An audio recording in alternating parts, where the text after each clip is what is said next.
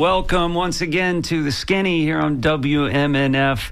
My name is Ben Montgomery. I am an independent journalist and writer and sometimes boat captain in the Tampa Bay area. I'm joined by my co-host, Ray Roa, who's the executive editor of Creative Loafing and also out of breath because Ray hustled to get in here. Welcome to Community Radio, ladies and gentlemen. Where did you come from this morning, Ray? Apparently it was very foggy out on the port today, and the Coast Guard delayed a cruise ship that my mother-in-law put us on, so thank you to my mother-in-law for the Christmas cruise. And thank you to all the newsmakers in Tampa Bay. You get internet on there. Thanks, Elon and Starlink, and no one's keeping up, man. You're kidding. How about that? Never out of reach. Yes, unfortunately. Yeah. Well, how was the cruise? Cruises are still pretty much the same. I hadn't been on one in about a decade. There's still a ton of food. Yeah. Mexico's still beautiful. But this time I had my son with me, and it was really cool to all the cliches about having a kid are true, and seeing the world and stuff like that. So it was pretty awesome. Much bigger boat than you're driving, though. Yeah. Well, much bigger, but glad you had a good time. Thanks for hustling back in here. Man, I'm so happy to be back here. I love this place. Yeah, missing is, of course, Mitch Perry with the Florida Phoenix. Mitch is off this week and next week, but he'll be back in the next year. Listen, it's no secret that changes in the news business have meant more layoffs at daily newspapers across the country. The last show spent some time on this topic, and we're going to piggyback on that a little bit. Locally, the Tampa Bay Times recently reduced its payroll by 20%, 60 jobs via buyouts, including some from the newsroom. That's after shutting down its Tampa office nearly a year ago. And it follows layoffs in 23, in 2019, and 2018, and closing the printing press and the plant on 34th Street in 2021. Those problems are they're affecting everybody in the industry, including Creative Loafing. Ray, you want to talk about that? Yeah, we haven't laid anyone off since the pandemic, but we've also not hired anyone back since our news reporter, Justin Garcia, left for the Times in 23. Our managing editor, Kyla Fields, resigned from full-time to freelancing last May. We haven't filled that position. And that leaves CL with 2 full-time editorial staffers and a small group of freelancers.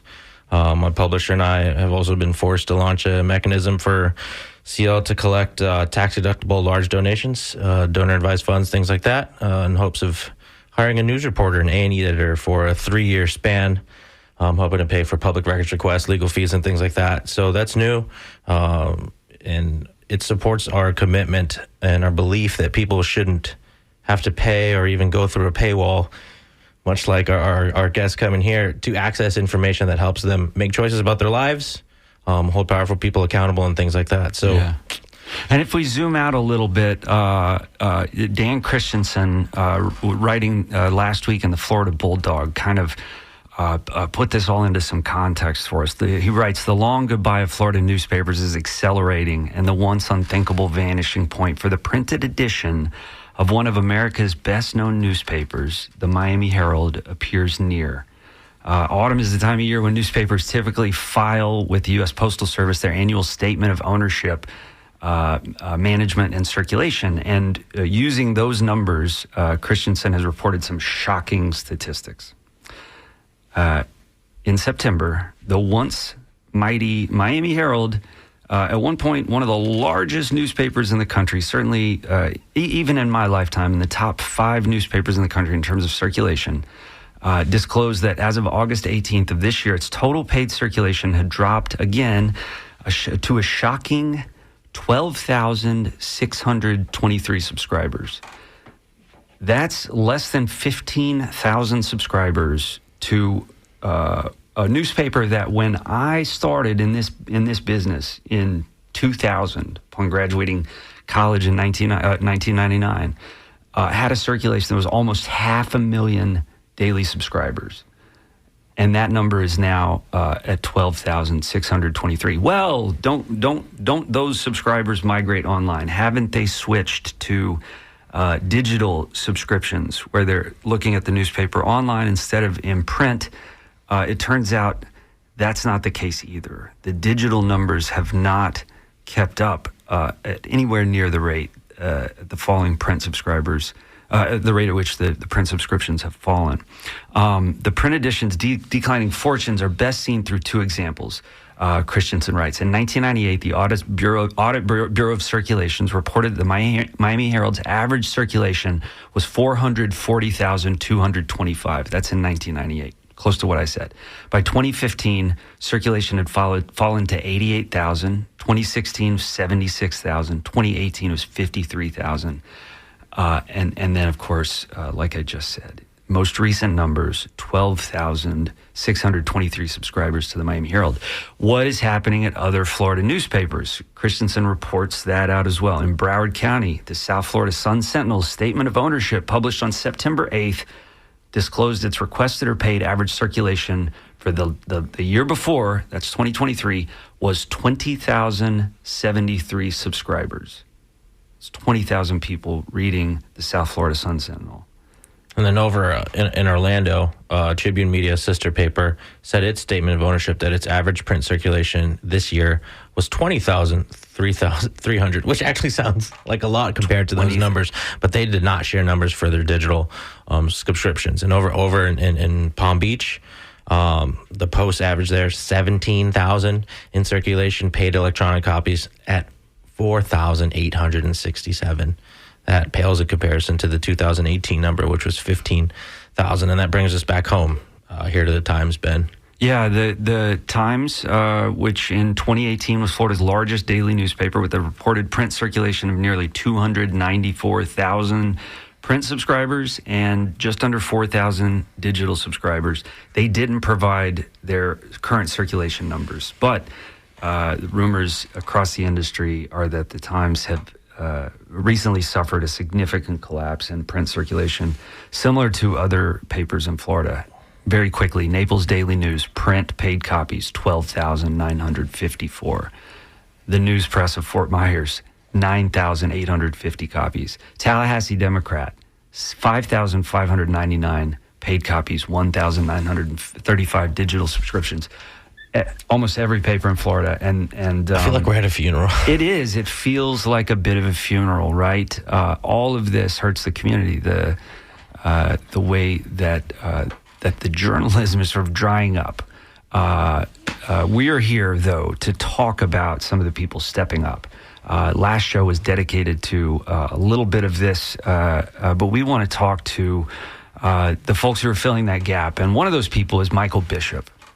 Who is a Tampano and the proprietor of Tampa Monitor, which is a blog dedicated to the inner workings of Tampa government, and it's focused on weekly activities of Tampa City Council. Michael, welcome to The Skinny. Thank you for having me. Yeah, thanks for being here. Do you prefer Tampano or another phrase for people from Tampa? That works for me. Okay. Local, native, I don't know. Okay. Yeah. You were telling me a little bit about the show, before the show, about how you got started. Will you tell us the story of the origin of the Tampa Monitor? Yeah, I started volunteering with a group called Code for America during Hurricane Irma that was focused on hurricane preparedness, particularly around shelters. And that led to working with some folks at Red Cross and doing some interaction with FEMA. And once that project was successfully kind of wrapped up, one of the lessons I learned through there was to go where the work is being done, look at local.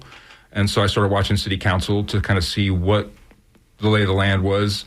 And that kind of led to where I'm at now in just trying to bring awareness to what is happening every week and what is actually being voted on and trying to understand the process more. When you started paying attention to City Council, there were reporters showing up. There was a regular beat reporter from Tampa Bay Times that was very active in following the day-to-day kind of week-to-week stuff, and that kind of dropped off last summer. Was that the Charlie Frago era over there? When after Charlie left, then there was just a real drastic drop in what was happening within the city on the week-to-week basis. Real major headline stuff would still kind of get a story here or there. Sure, but Olivia George was kind of picking up where Charlie had left off. And now someone else has picked up the mantle on that, but there's still a lot that happens that kind of slips through the cracks of trying to cover an entire region on a day-to-day basis, week-to-week basis. How much has your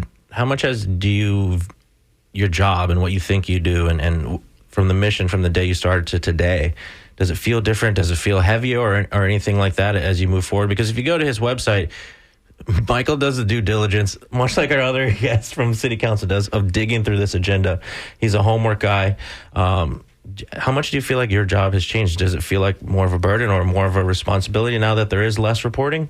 I definitely take the responsibility serious, and especially when I see that certain topics do garner some more attention. I mean, I'm kind of low key right now I don't spend a lot of time pushing it out on various channels. I've just been trying to focus on the tools. It's kind of a passion project, so I need to be efficient in the thing. So I've built some tools to help me parse the agenda into, a little more easier way to post. And I've built some tools to be able to include maps and things like that.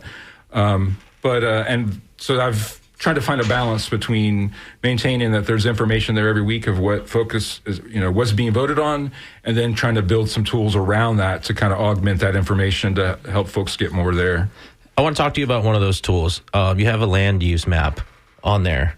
Talk to us a little bit about that, how much it gets updated, kind of how you've built that, and what you hope people who visit your site can kind of see. Because sites like yours, kind of what we try to do at the paper, what this station does as a whole, we try to change the way that you look at the world around you, right? In a way, you're doing a lot of placemaking, too. You look at the zoning map, and all of a sudden, you kind of look at the city a little bit differently because you see the hue of color that you've used and stuff like that. So tell us about this map, the coding that you use to create it, and what you hope everyday people are kind of pulling out when they look at it. Sure. I got into the digital mapping through the hurricane shelter stuff, so I had some background there, and so I've used the same tools there. I use a platform called Mapbox for the underlying technology on that. And the data comes from two sources. The city has a zoning map that is, I update the maps about quarterly because that's where the future land use comes from. That's more of a county, I guess you can probably speak to who the agency is, but the city doesn't maintain that, so they don't have that information anywhere on the city's site. So when people are going before council or if they're watching a land use change and they hear talk about future land use and current zoning, there was nowhere to put all of that together in one place.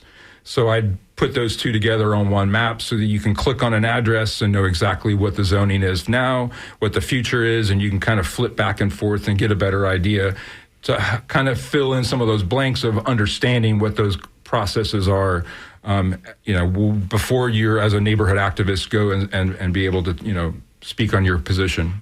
And when you launched this, did you think of it as a business opportunity, or is it just sort of, this is a form of activism, here's how I help? I'm a web developer, so that's kind of where I can throw this up on the web and build a tool to kind of, help. And it's kind of evolved from there. And then some of it just came from, instead of ranting on social media, I'm like, oh, hey, I have a blog. I can kind of write this down. And that's kind of where that evolution part has come from. Yeah.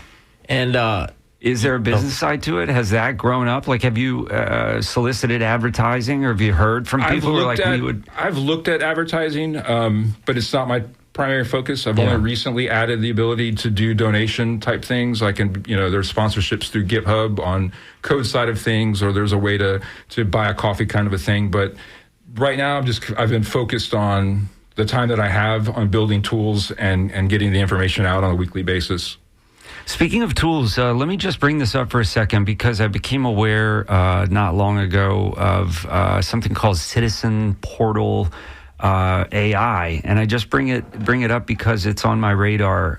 The motto is the pulse of government in your hands, and essentially what this does is it uses AI to scroll through live recordings of all of the city council meetings, whichever they're on, let's say Tampa City Council. So the AI will watch the video for you, essentially, transcribe the video, assign the transcription to particular people, and then make it searchable for users. So if you're curious if City Council, let's say Tampa City Council had a 4-hour meeting, and you're curious only about one item, well, you would then be able to use this to skip through the whole meeting and just focus on that one item. So you could watch the clip from that meeting, or you could just read the transcript.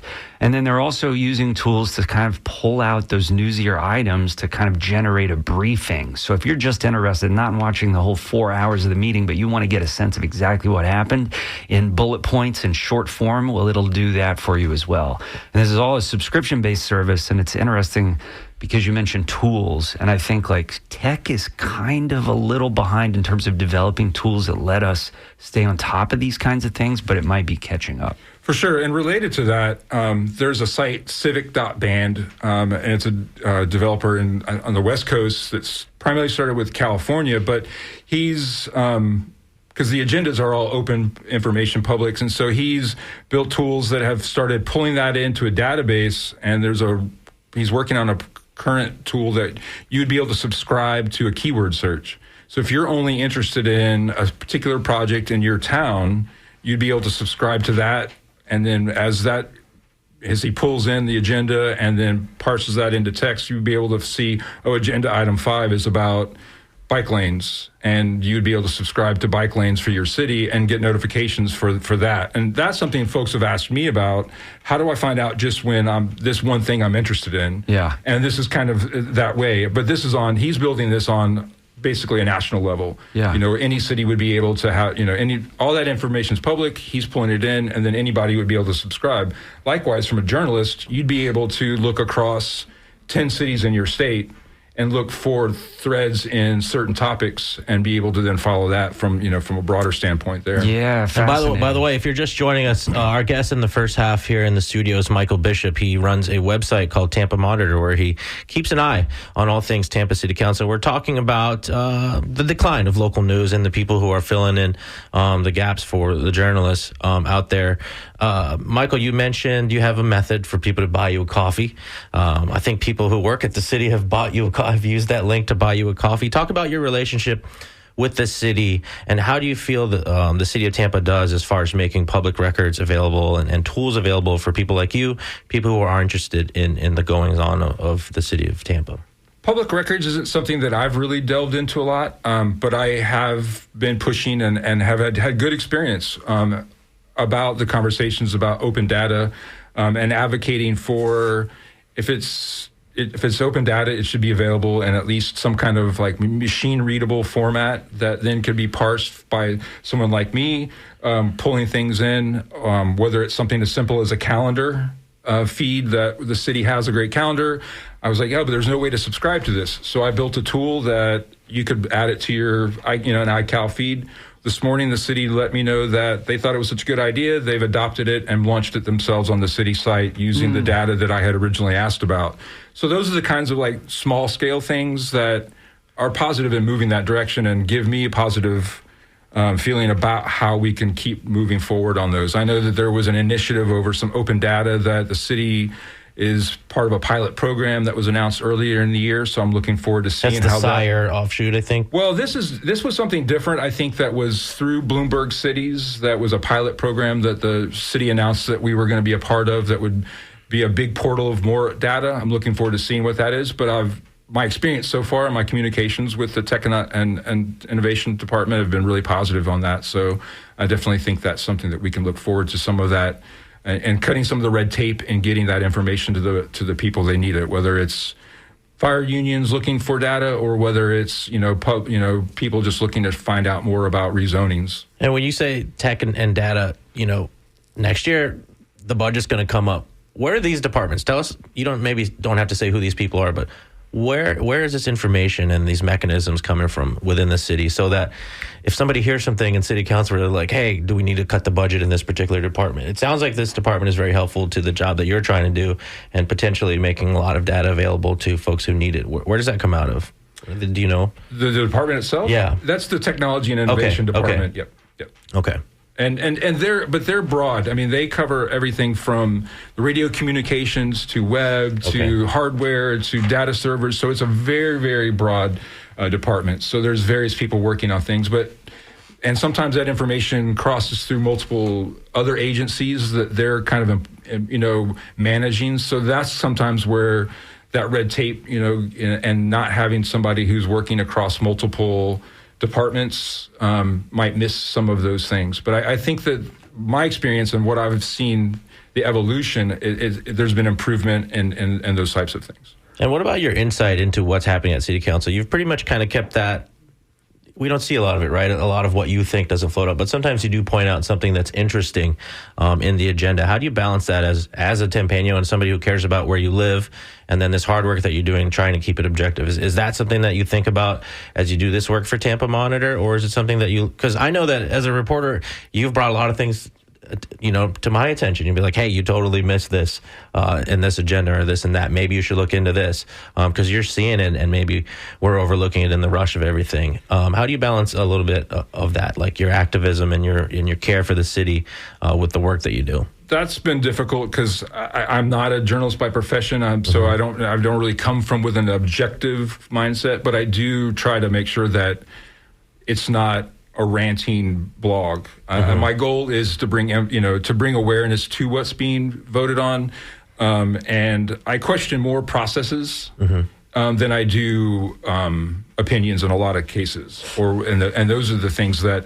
I've tried to advocate for, is to follow the process that's there, follow the rules that are there, and if you don't like the rules, change them, but don't make them up as you go. Those are the types of things that I tend to be more ranty about than a decision over a particular project. Are you a charter nerd?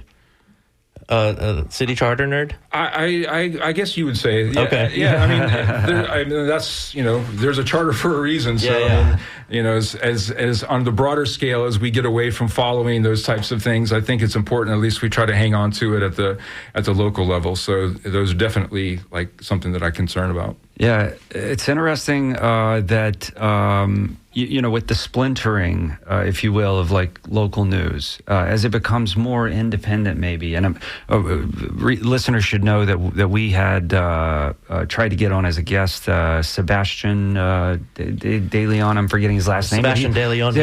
He started the San Pedro Gazette, covering St. Pete mostly. But as an independent news operator, and there are quite a few others. There's a Gulfport Gabber. And that's been around. That's got a print copy as well.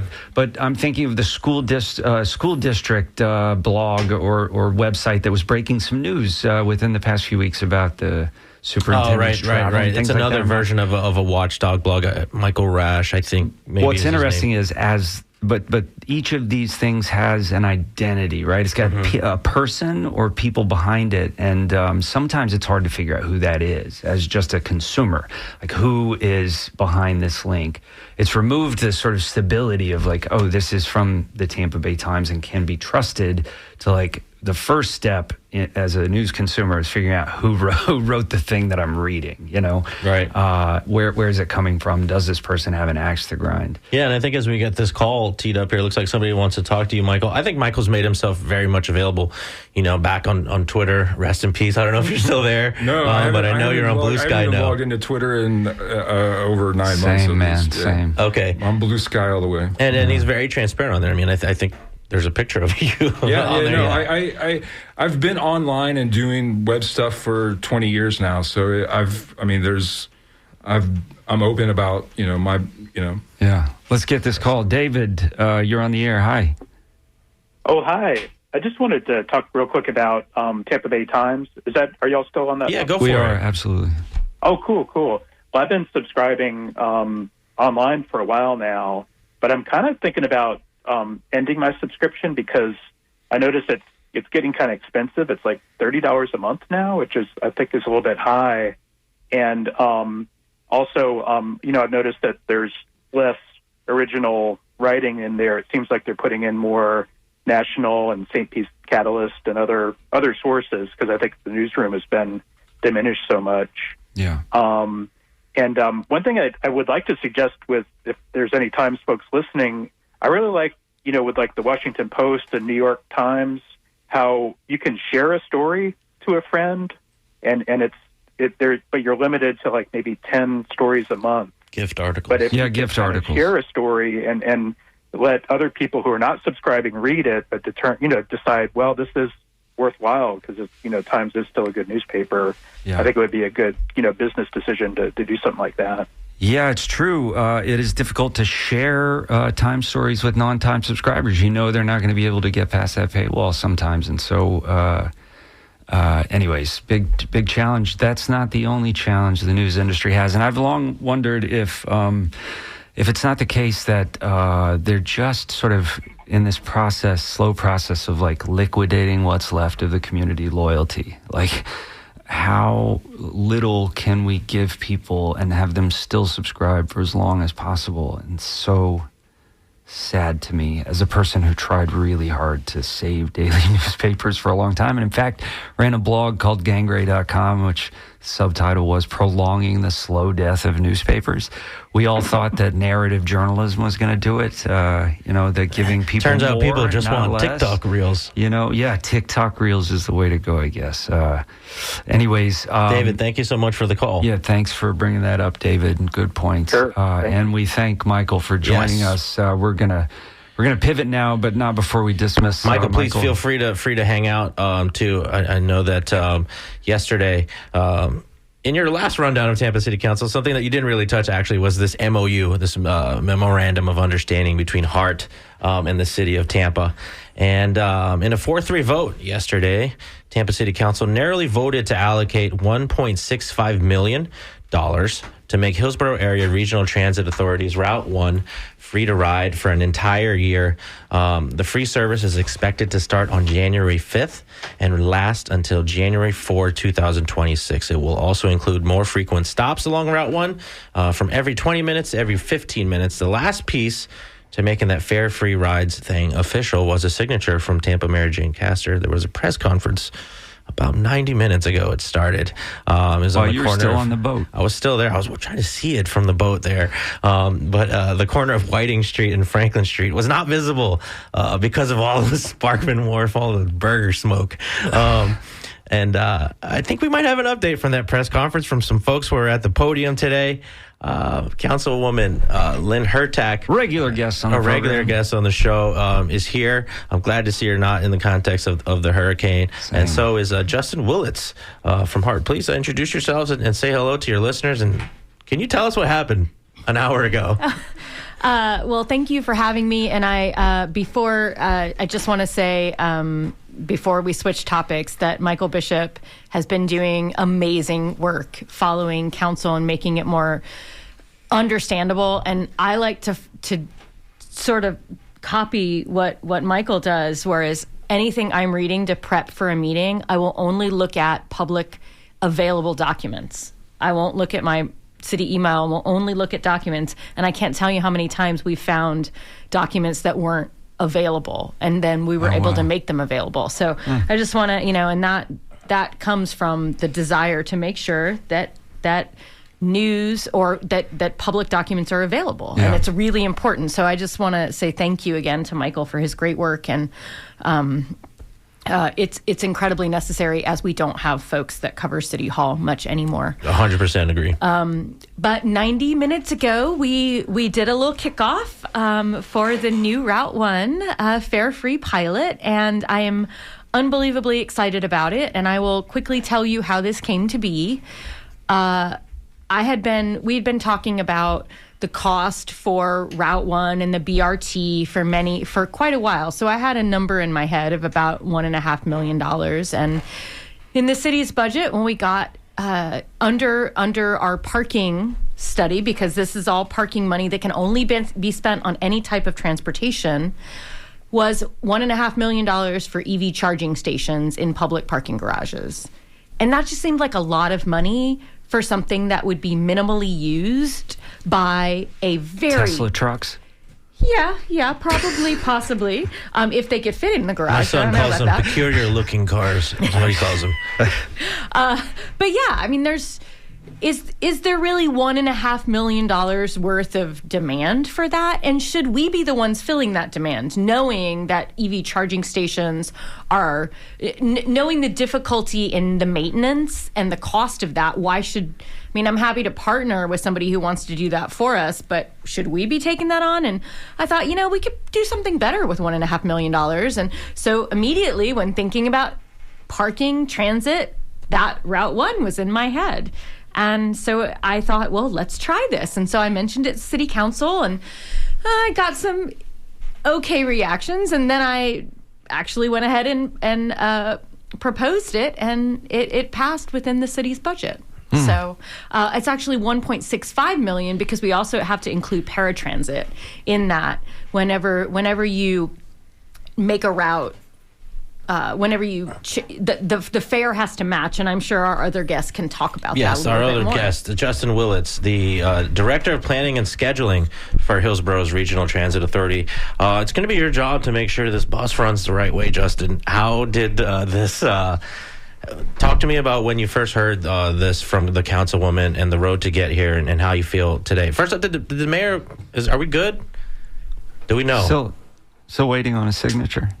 Yeah, I think council approves, and the mayor should sign it. Okay, and I will say, our reporter Leah Foreman yesterday, or 2 days ago, spoke with somebody from the city on background, and the understanding was that I think the mayor wanted to have a little bit more research on it from the original proposal, but all indications say that it will move forward. We haven't seen that yet, but I just wanted to say that that's what the city told us here at Creative Loafing. So tell us about this, Justin. What's going on with this thing? How's this going to work? Well, one of the first things I started back at HART, it's my second time at HART. I started there about a year and a half ago, and one of the first things we heard from our board after the FDOT governance study that the legislature kind of mandated FDOT do, identified some things at HART, mostly that were critically underfunded, and we run a good operation, that sort of thing. So our board asked if we were doing everything we could do in the community to find partnerships and funding. So, beyond planning, some of what I do is to try to find additional funding in the community, right? So the mayor and her administration gave us the green light that they would match a circulator fund, which would be the interim streetcar extension back to Ybor. So they provided us with a letter of commitment, and we submitted that application. But beyond that, there wasn't really much interest in doing anything on the bus side. So, we were very public about wanting to find more funds from the city. We put together some applications for CRA funding and various different types of services. And the councilwoman here kind of came up with her little idea of what we could do on this strategic corridor, right? This is the bus rapid transit corridor. We've done a lot of planning work in that regard. FDOT has funded a lot of that work, and we'd like to move in that direction. But one of the things we know we need is higher ridership. What people don't know what that is. What is Bus Rapid Transit Corridor? Yeah, it's basically a way to deliver a rail-like service in a dedicated bus lane so that you're not sitting in traffic like everybody else and stopping every quarter mile like a regular bus. The stations are spread out, so the travel time, the speed is faster. So there's a lot of St. places Petersburg in the world. Has one. Right. The Sunrunner. And St. Pete is a great example. And this corridor, I would argue, would perform even better than the Sunrunner does. It's got higher ridership. It's got a lot more potential, in my opinion. Better than St. Pete. It's no small town council people that. To be worried about the people riding the Sunrunner as well. There was a little pushback yesterday. Council members Henderson and Carlson took issue with the city funding a HART initiative. Carlson's quote, "The vote today is not whether we're pro-transit or against transit. It's which agency should do it, which agency is authorized and has the responsibility to do it. And that clearly is HART because it was moved out of the city 4 years ago." Henderson claimed that there wasn't a specific study to determine the need for those free fares on Route 1. But there are some statistics about Route 1. Can we share those off the top of your head if you can pull them out? Yeah, sure. So about 3,500 trips a day on a weekday are taken on Route 1. We suspect that to grow to over 4,000 as part of this pilot, hopefully beyond that. We hope that it's faster service because it's going to speed up. People aren't going to have to pay, and it's a little clunky when you get on the bus. You're going to use cash, you're going to pay with a card. So it'll speed that up. And really, it's just a great way to promote, like if we would have thought this wasn't a great idea, then we would have had to push back on the councilwoman. Mm-hmm. But we talked about it at HART, and we said this is a really solid idea. It's a partnership with the city. Maybe it could lead to something greater in the future. We need more funding. This is the only thing really on the table right now from our local government partners. And people, it's a great route, and it's a great way to promote a service that's already really good in a region that doesn't have a lot of great corridors for bus service, right? And so I totally disagree with my fellow council members on it. One, because as Justin said, we do have studies about the BRT, which is basically the Route 1 corridor. And it is our responsibility. It is our responsibility to fund roads and transportation in the city. We do it right now with cars. We don't do it, and we're doing it more with bicycles and pedestrians. But what we aren't doing is working on transportation, and it's going to have to be a partnership. There's no way that HART is going to be able to do it alone, and they shouldn't, because we have to work together. We know what works for our citizens. They are looking at it from their perspective, and I think coming together, if we don't work together as agencies, and we're going to be doing overlapping items, and then we just don't need to do that. And if you're just joining us right now, our guest on the Skinny today, or the second half of the Skinny, that is, at large, District 3, Councilwoman Lynn Hurtak, and also the Director of Planning and Scheduling at Hillsborough's Regional Transit Authority, HART, Justin Willits. We're discussing Route 1, going to be free for a year. And I think we have a phone call. Let's go to Mike in Sarasota. Mike, you're on the Skinny, WMNF. Sarasota, home of the Scat Line. Hey, well, thank you very much for taking my call. Let me say this. I'm the Executive Director of Florida Walks and Bikes. Hey. And as a general rule, we oppose dedicated lanes for bus rapid transit. And it's just because of the simple idea of general traffic efficiency. A lane of traffic can usually handle about 25,000 cars a day. And to take away a whole lane off a busy highway and just dedicate it to buses is usually a poor trade-off. It hurts more people than it helps. Although, the idea is theoretically eventually people will get on mass transit and it'll help them years down the future. But in the present, it's certainly a bad choice.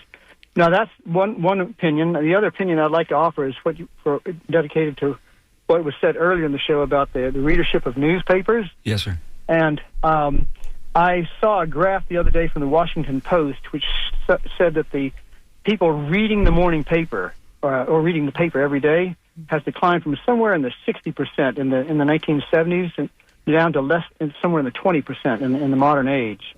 And I just referring to that, I would like to offer this anecdote. I have recently made over $10,000 by using information that I have found in the newspaper, information I would not have found anywhere else. So I think that something that needs to be done with papers is they need to find some way to make offer something valuable to people. Right. And I know they're already trying, but for the longest time, it was the classified advertising, right? I mean, you went to the classifieds for a purpose. You bought and sold things in the community through the paper. And when Craigslist made that obsolete, that big, it used to be a huge section of the paper. It was like, anyways. Stay on the line here, Mike, because we have HART. Also, I happen to know that Mr. Willits is quite a bicyclist. I see him riding all over Tampa on his bicycle. So, and I also know that he had some affiliation, at least, with Bike Walk Tampa Bay back in the day. I wonder how you would respond to the bike versus bus lane. Does that hurt? Yeah. Does that make it worse for bicyclists? No, absolutely not. So this corridor actually. So DOT has acknowledged that this is a future BRT corridor, and they've done parallel investment for slower speed roads like Central and Ola. So there's parallel facilities that are much more comfortable. So a lot of the bike lanes we have are not comfortable for most people, right? I'm in a rare breed, right, that will bike in a bike lane. But to your point about lane repurposing, like that's what it's called, right? So we've got a roadway network that was overbuilt and now is starting to fill up with cars, right? But the Florida Avenue and the Tampa Street corridor, much of that corridor does not do the volume of traffic that he's suggesting it can, right? So it's underperforming from a traffic perspective. So it makes some sense to dedicate that to transit to make it faster and more appealing. And it actually probably makes it safer too. If you look at the Sunrunner statistics on those corridors, the crashes have gone down, I think, somewhere in the range of 30 to 40%. Wow. So this is a transit project. It can be a safety project, and it can make it more desirable to take the bus. Mike? If I may respond, your guest is offering all sorts of unsupported assertions. There are studies out there on Sunrunner, sir. I will gladly send them. I did not interrupt you. Please do not interrupt me, sir. Send me that courtesy. He says that the road system was overbuilt. That's an opinion. And so let me offer this. I'll give you a real example. From the Ringling Bridge in Sarasota, we used to have a 5-foot inner shoulder, and we had about a 12-foot outer shoulder. And then what they did, they now put a dedicated lane for the local bus. And in so doing, they had to eliminate the inner shoulder. It's now a 2-foot inner shoulder. And we have a bike lane and a bus lane on the other side. What this has meant in terms of emergencies is that if the road if there was a hurricane or something like that, we had essentially 4 lanes of traffic on that bridge that could be used. Now we're down to 3. And one of the problems when you take away road space, and I will refer to this, is Paradise, California. They did something like this. They took away laneage for cars, and they had 85 people who are roasted alive in their cars when forest fires hit them. So you have to think about peak demand, and especially about emergency evacuation here in Sarasota, here in Florida. Okay, Mike, thank you for the call. And Justin, I would go back to you. And by the way, I should correct myself. The Sarasota County bus line is no longer called SCAD. I think it's called Breeze now. Yeah. Is there anything to say to that? And it's 2 different transit agencies, obviously, 2 different communities. Yeah, I don't want to speak to the specifics of Sarasota, but right. As far as my knowledge of the Florida Avenue corridor, I stand by the previous comment. And actually, I brought that up, I believe, yesterday in one of when we're looking at emergency evacuation. Actually, yeah, it was yesterday during my or Wednesday during a Livable Roadways committee. I serve on the TPO and I serve on one of the committees as the chair. And just talking about when we're talking about evacuation, we need to start talking about changing lanes from both directions to one direction. If you want to expand, that's a very simple way to do it, and it's incredibly cheap, and we just don't do that. These last 2 hurricanes showed that we had traffic going north on Florida Avenue in only 2 lanes, and the other 2 lanes were completely empty, and there's just no reason for that. So if we want to talk about evacuation, we need to talk about repurposing the lanes we already have, because the issue is, in the city of Tampa, we cannot expand the lanes in our city. If we expand the lanes, we're getting rid of small business. That's it. Mm-hmm. And if you want to get rid of small business, good luck with the community and supporting that. Yeah. And so what's our other avenue? And so really, the goal for me in this project is multi-pronged. One is obviously we want to provide working Tampeños who rely on the bus a break. This ties with housing, affordable housing, and transit. There was a recent study that showed that people spend 50% of their take-home pay on both transit and affordable housing. Transportation, sorry, yes. And so it's a $2 fare. You $2 to work, $2 home. That's $4 a day. That's $20 a day, or 20 days in a month that you're doing that. That's $80. Yeah. That is an entire grocery shop. That is a child's visit to a doctor. That is untold amount of things. And that money that we're saving those Tampeños will go into the community and be spent. It's an economic development driver. So that's one. Number 2 is exactly that. The idea that getting more people on the bus to show them how it works is of benefit. Yeah. But really, a goal I have is if we can get people that live in the outer rings of downtown to start taking the bus into work downtown, you're freeing that roadway space for the cars of folks who live too far out to use transit. Yeah. And so real quick, and we got a text about this, but let's identify Route 1. Starts where, ends where. Take us on that journey. Sure. And then I'd like to tie this into the growth and the traffic issues we're experiencing after this. So it goes from the University Area Transit Center down Fletcher to Florida Avenue, and then we're all going the way south now. I'm sorry. Okay, Starts from University north, from north to south. Yeah. So the University Area Transit Center, Near just off of USF. Fletcher. Correct. Yeah. Right next to the VA. Yeah. All that. Down Fletcher to Florida Avenue, and then from Fletcher and Florida all the way downtown to Straight Whiting south. Street streetcar station. So everybody out there, this is what we want you to do this year. We want you to go get on the bus and take it downtown, whether it's for work, whether it's for coffee, whether it's to go to a Lightning game. It connects straight to the streetcar. It's every 15 minutes from 6 a.m. to 6 p.m. And it's pretty much 30 minutes outside of that, 30 minutes on the weekend. But it is a phenomenal service. You can get, if you're from, I think you're in the Heights, right, Ben? Is that right? Yeah, Seminole Heights. So you can get downtown in about 20 minutes. You might be on the water or something. I don't know what you're doing. Hillsborough River. Yeah. But yeah, so It's a 20 minutes amazing downtown service. from about Sly 20 minutes and, from Sly, Florida. straight to downtown. Yeah. You get right on the streetcar, take it to Water Street, whatever you want to do. But Yeah. it's a great.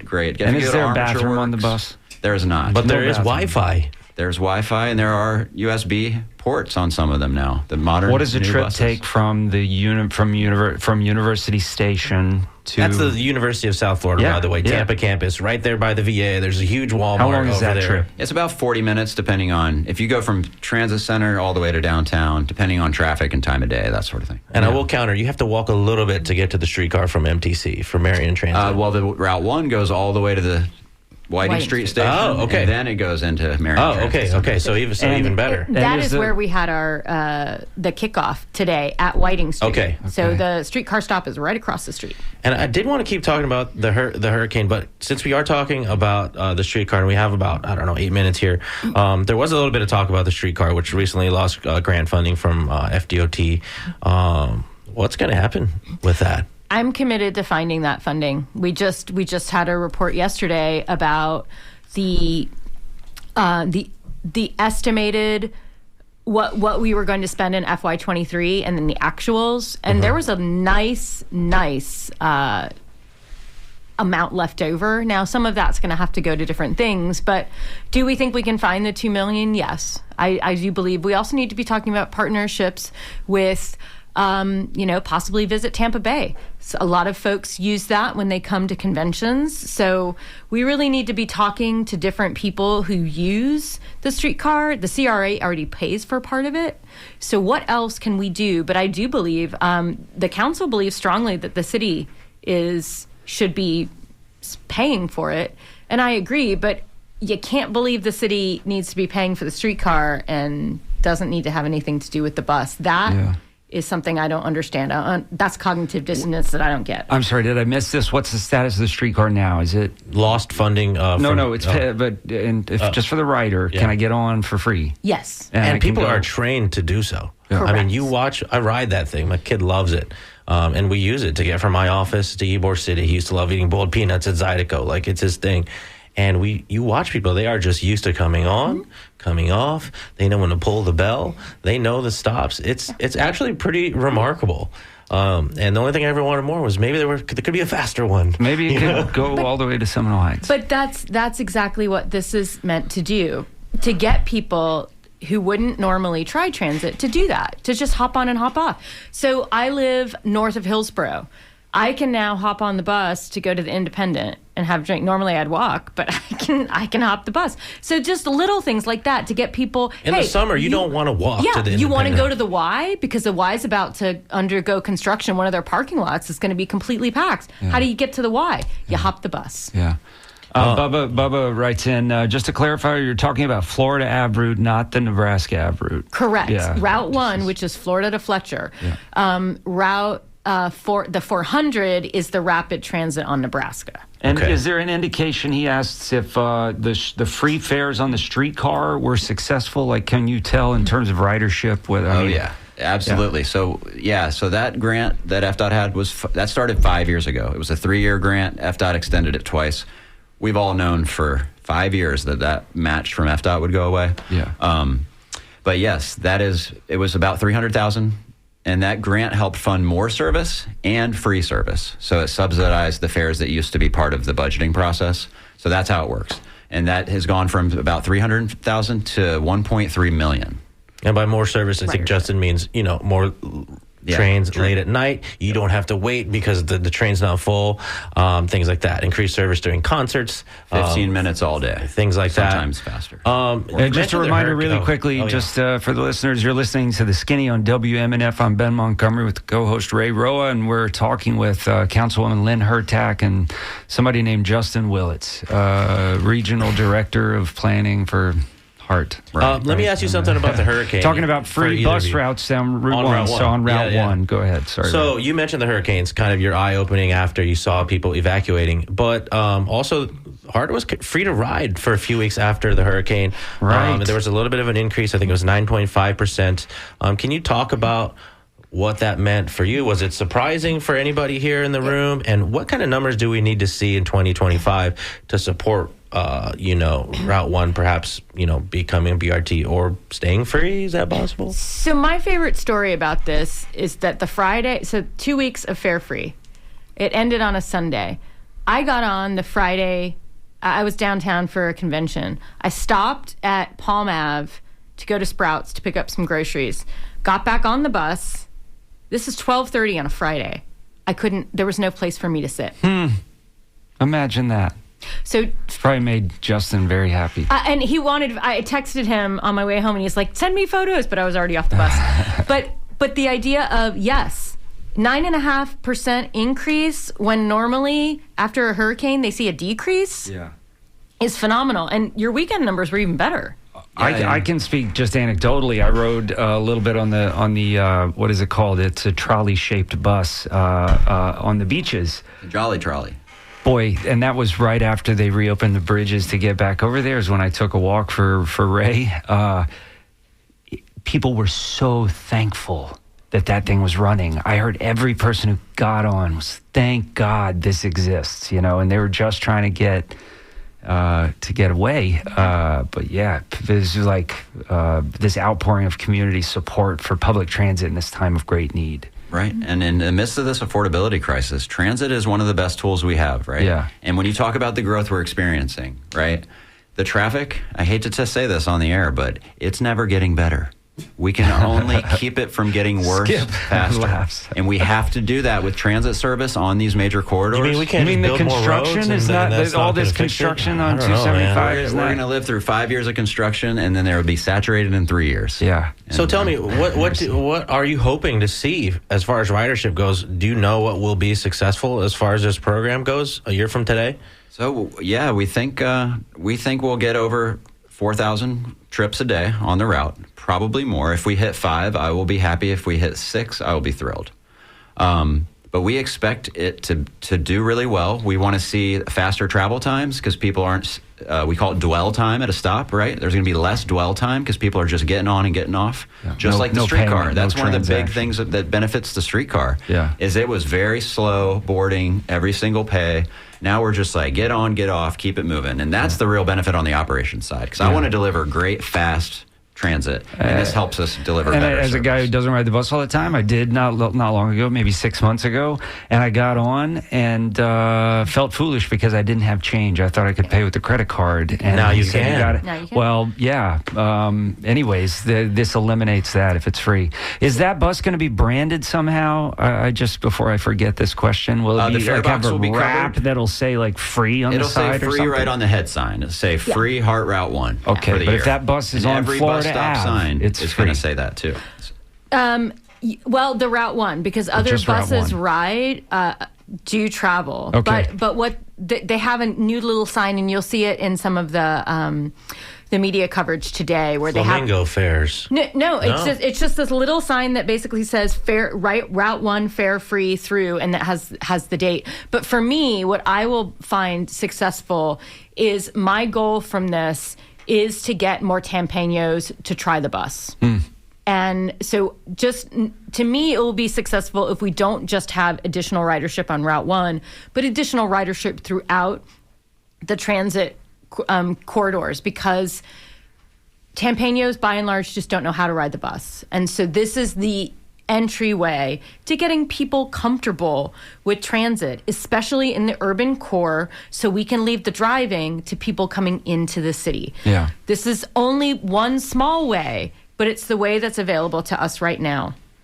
District 3 at large, Tampa City Councilwoman Lynn Hertag, thank you for joining us today on The Skinny. Justin Willis, Director of Planning and Scheduling for HART. And at the top half of the show, Michael Bishop, who runs Tampa Monitor, for all of his fellow Tampaños. Thank you so much for joining us on The Skinny. Today, my name is Ray Rowe. On behalf of Ben Montgomery, on the other mic, Skip Sassy on the boards. Irene Matthews, thank you for handling the phone today. Thank you so much for listening to WMNF Tampa. I believe I see Joellen Schilke, the hostess who loves you the most, is ready with art in your ear to cleanse your palate of all this good news with good music and stories about art. We'll see you next week. See you on the bus. And I'll see you on the bus. I am taking that thing. Me I used to too. take that thing Whoop, whoop. every day This for about starts a year now. and a When half. does it start? It starts January 4th. January 5th. January 5th. Sunday. See you on the bus. See ya on the bus. WMNF Tampa.